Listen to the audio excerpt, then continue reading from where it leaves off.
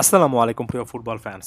Champions লিগে high voltage ম্যাচের তালিকায় রিয়াল মাদ্রিদ বনাম আর্সেনালের মধ্যকার ম্যাচটা একটু অন্যভাবে বিবেচিত হবে। প্রথম লেগে আর্সেনাল একেবারে কাজের কাজ করেছে, ৩-০ গোলের একটা কুশন, একটা বড় রকমের লিড তারা কিন্তু ধরে রেখেছে। যদিও সান্তিয়াগো বার্নাবুতে রিয়াল মাদ্রিদের ঘরের মাঠে ম্যাচটা সহজ হওয়ার কোনো কারণ নেই, তবে একই সঙ্গে এই মুহূর্তের প্রেক্ষাপটে রিয়াল মাদ্রিদ সাম্প্রতিক সময়ে যে একটা ব্যাড ফেস পার করছে সেটার প্রেক্ষিতে বলা যায় যে আর্সেনাল এই ম্যাচটা কমফোর্টেবলি শেষ করা উচিত। শেষ পর্যন্ত রেজাল্টটা পক্ষে না আসলেও পরবর্তী রাউন্ড অর্থাৎ সেমিফাইনালের টিকিটটা এখান থেকে নিশ্চিত হওয়া উচিত। আর্সেনাল একেবারে ক্লিয়ার কাট ফেভারিট হিসেবে শুরু করবে, তবে বড় বড় মতো আমি আরও একবার রিয়াল মাদ্রিদের প্রতি একটা রেসপেক্টের জায়গা রাখবো, কারণ সান্তিয়াগো বার্নাবুতে ৩-০ গোলের লিডটাও শেষ পর্যন্ত অনেক বড় বলে প্রমাণিত নাও হতে পারে। বিশেষ করে প্রথম ২০ থেকে ২৫ মিনিট যদি রিয়াল মাদ্রিদ একটা গোল দিয়ে ফেলতে পারে আক্রমণাত্মক ফুটবলের মাধ্যমে, এখানে আর্সেনালের জন্য খুবই খুবই কঠিন সেকেন্ড হাফ, বিশেষ করে শেষ যে ১৫ মিনিট ১০ মিনিট অপেক্ষা করবে সেটা একেবারে চোখ বন্ধ করে বলে দেওয়া যায়।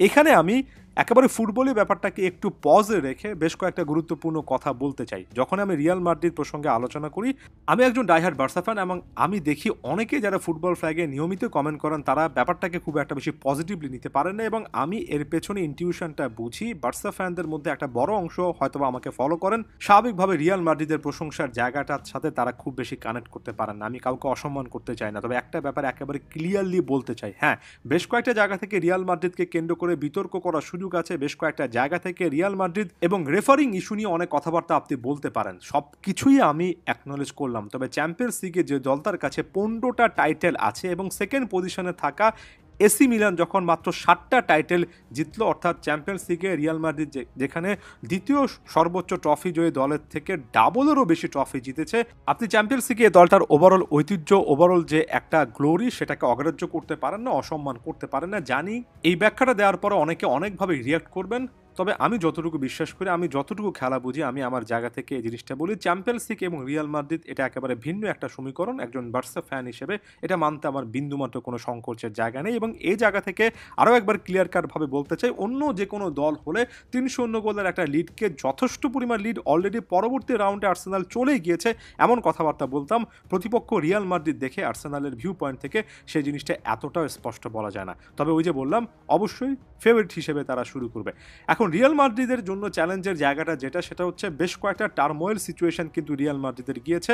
এমনকি এই ম্যাচটা অর্থাৎ আর্সেনাল বিপক্ষে ফার্স্ট লেগে হারার আগে তারা কিন্তু ভ্যালেন্সিয়ার বিপক্ষে লা লিগাতে ক্রুশাল ম্যাচে হেরেছিল।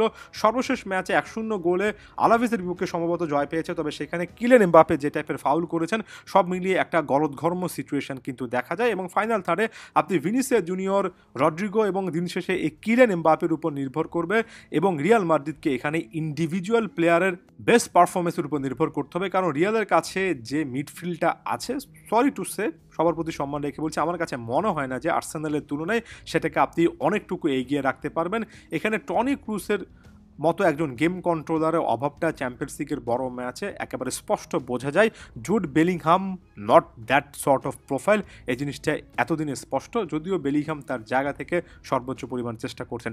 ওই জায়গা থেকে আর্সেনালি মিডফিল্ড যদি দেখেন, ডেকল্যান রাইস সর্বশেষ ম্যাচে যে অভাবনীয় জিনিসটা করলেন, এর পাশাপাশি অডেগার্ড আছেন, টমাস পার্টে যদি নাও থাকেন, এখানে জর্জিনোর মতো একজন কন্ট্রোলার আছেন, এমনকি নাম্বার 9 হিসেবে যে মিকেল মেরিনো খেলেন, তিনি কিন্তু একটা লম্বা সময় ধরে মিডফিল্ডারই ছিলেন।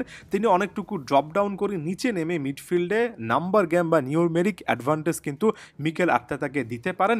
দুই সাইডে বুকায়ো সাকা এবং গ্যাব্রিয়েল মার্টিনেলির মতো উইঙ্গার থাকা সবসময় প্রতিপক্ষ ডিফেন্সিভ লাইনের জন্য একটা চিন্তার ব্যাপার। অর্থাৎ এখানে আর্সেনালকে এই মুহূর্তে রিয়াল মাদ্রিদের তুলনায় যথেষ্ট ব্যালেন্সড একটা দল বলে মনে হচ্ছে।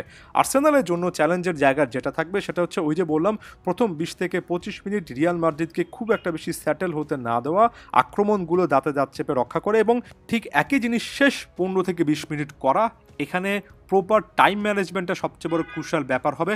রিয়াল মাদ্রিদ যদি ১-০ গোলে এগিয়ে থেকে ৭০ মিনিটে এন্টার করে, শেষ ১৫-২০ মিনিটে এই রিয়ালের সামর্থ্য আছে আরও দুটো গোল কিন্তু দিয়ে ফেলার। তাই আর্সেনালকে এই জায়গা থেকে যথেষ্ট সতর্ক থাকতে হবে, এবং একই সঙ্গে আক্রমণে উঠলে, যেহেতু রিয়াল মাদ্রিদকে একটা আক্রমণাত্মক ম্যাচ খেলতে হবে, কাউন্টার অ্যাটাকে আর্সেনাল যাতে করে সুযোগ পেলে গোলগুলো দিতে পারে আগের ম্যাচের মতো, যাতে করে অল পজিটিভ ফুটবল খেলে। বিশেষ করে মিকেল মেরিনোর গোলটা যে জায়গা থেকে এসেছিল সেটা নিশ্চিত করতে হবে।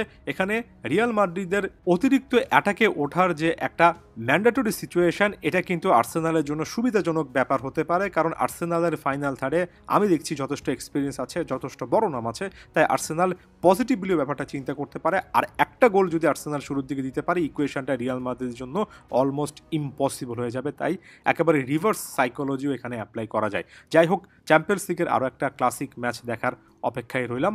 ধন্যবাদ সবাইকে।